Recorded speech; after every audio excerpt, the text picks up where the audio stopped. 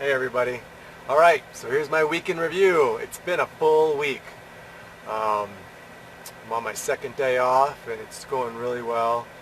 Um, love my days off. Work's going really good too. No complaints there. Busy week, felt sick and all that and just had a bad day, and it really did go away after that one day, that 15 hours, and so I really do feel good now. And at Starbucks now doing some work. I'm working on a new project that I will talk to you about next week. A lot of computer work to be done there, and so I've been working pretty steady for several hours today, and so I'll talk about that tomorrow or next week. Pretty vulnerable, exciting stuff that I'm moving into, and so it's kind of going to be exciting to share that with you. So when Noelle was gone for her trip to see her family for 10 days, I kind of ate more than I should have, and kind of ate more than I really need to, and wasn't eating the healthiest. And then when she got back, we had it was party time because she got back, and so we both kind of ate not as good as we should.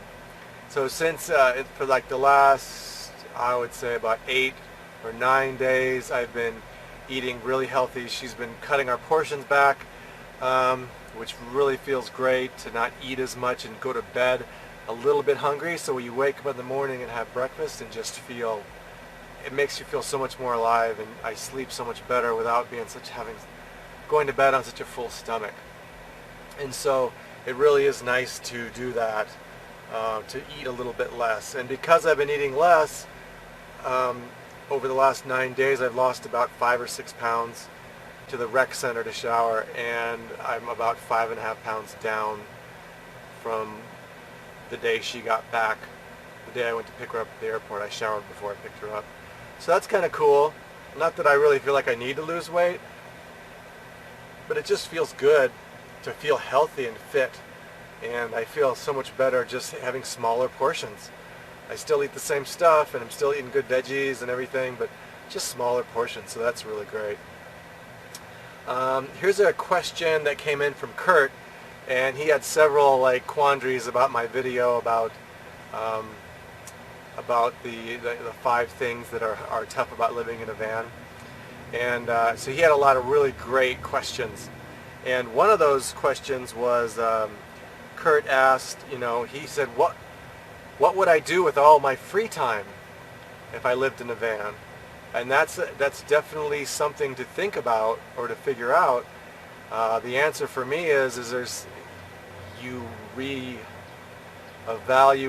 what free time is. Everything is free time. Everything is fun. Life is an adventure on a daily basis. And so you don't really separate, okay, I went to work all day, and now I'm going to go get on the internet or watch satellite TV or cable TV. I just don't think like that anymore. And I get up and when I'm not working, let's go to a park, or should we go to Starbucks and do some work, or go to the library and see if there's any movies, and just go for lots and lots of long walks and hikes. And we do a lot of hiking and walking. Our free time is mostly spent hiking and walking. That's one thing we really enjoy. And then he had another question, which I get a lot, which I never thought about, but I guess a lot of people do, is what would happen if your employer found out that you lived in a van?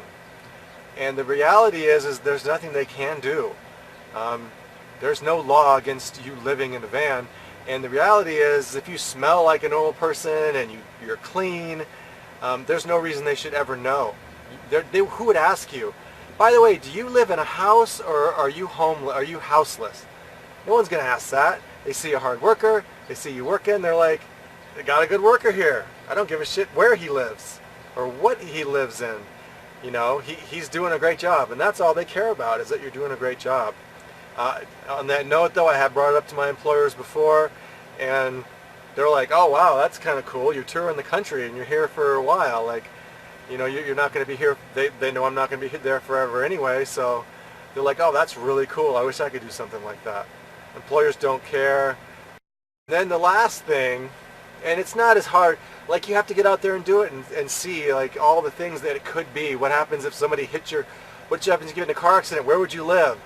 You know, what happens if someone drove into your house? What happens if there's a fire in your building? You know, what happens if anything happens? You know, what if your house burns down? What are you going to do then? It's the same thing. It's just on wheels. So anything could happen in life, and I'm going to be living my life to the fullest, regardless of what might happen. I'm going to just live my life and be as happy as I can. And then the last thing I want to share, and this is a small review for you people who hate reviews, but this is the small review. It's a TV show out of off the BBC from England. It's called Call the Midwife, and an amazing. Oh, I got it right here. We're just returning it to the library. Call the Midwife. Oh my gosh, is that an amazing show? It looks kind of boring because it's kind of black and white, kind of black and whitey and faded. It's set after World War II in the 50s, and it's about midwives going and making house calls. But it's so much deeper with relationships and all the midwives, and you get to meet the mothers, and they all have a story, and it's super intense. People die, and oh my gosh, like, it is so emotional and so real and raw. There's nothing in America like it. But anyway, there was a part where somebody died, and it was very traumatic and very hard, and everyone's dealing with it.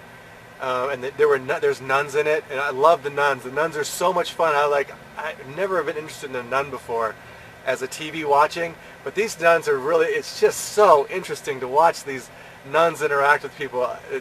They did a really good job. Oh, and by the way, it's a true story. One of these midwives kept a diary or a journal. She kept a diary for the whole time she was a midwife, and they took it directly out of her diary. And so it makes it more exciting that it's actually a real thing that happened. So this is one of the quotes that one of the nuns said. It's a nun with dementia, where she's like talks crazy and she does these really weird things, but she's still a nun, and so they keep her around because she's old. But she comes up with these tidbits of wisdom in the insanity of all the things she says. It's really cool. But anyway, one of the things it struck me, and it's like, I'm sharing that, and it was about grief and about someone really struggling and really depressed. And so this nun said, she said, try to keep living until you are alive. Try to keep living until you are alive. And that just struck me as like, wow, just keep going through it. Like Winston Churchill said during World War II, they were bombing London, and everyone had to go in shelters, and people were dying all over the place. And one of his big quotes, and he would go on the radio and boost his people up and say, we can do it, stick together. And he kept the country together. Winston Churchill, he was the prime minister. Anyway, one of his quotes I absolutely love is, if you're going through hell, keep going. Don't sit down in your shit in the middle of hell and wallow it and say, oh God, I'm in shit, and it's on me. Pick yourself up and keep going and walking till you get out of there. Come out of the valley and into the nice whatever your metaphor is. If you're going through hell, keep going. Don't stop. And that's my message for today. All right, everybody. Have a great weekend, and I can't wait to tell you my exciting new project news for next week. Bye.